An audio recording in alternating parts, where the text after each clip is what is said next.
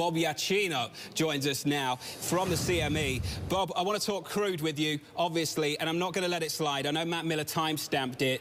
Last time you were on the program, we were trading around 31 bucks on WTI. You said we were going to push back to the 40s over the next month. Guess what? We did. So an easy question for you then, since you got the crystal ball. What's next? Oh, wow. Are you going to timestamp this one as well, Jonathan? Absolutely. Here's the thing.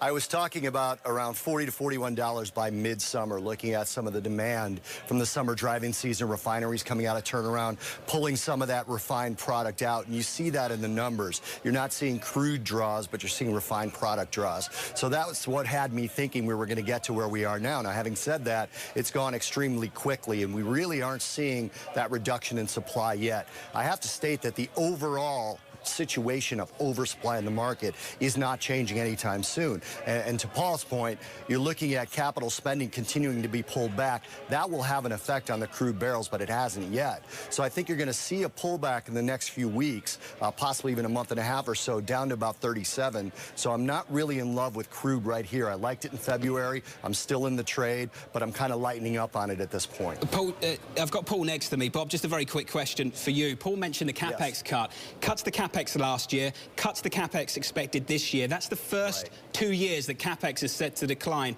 since the mid-80s. Why don't I see that on the Brent curve? Why do I still see 2022 at 55 bucks?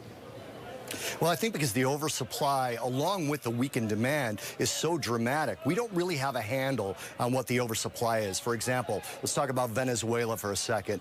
2.6 million barrels a day, down from 3 million, but we don't know if that data is correct. There's been stories floating around about 900,000 barrels missing. You've got the risk, well, I wouldn't call it a risk, but the potential for OPEC, which, let's face it, is Saudi Arabia alone now, and Russia to cap production. Well, Saudi Arabia is pretty much at their maximum production. So there's just a lot of uncertainty out there, and that CapEx spending is not going to increase at $40. It's not going to increase at $45. People talk about the shale producers turning the wells back on. It's just not that simple. You look at a company like Devon Energy that has a lot of wells that are in the ground ready to go but unproductive at this point. They're going to look for more about $60, $65, not $40.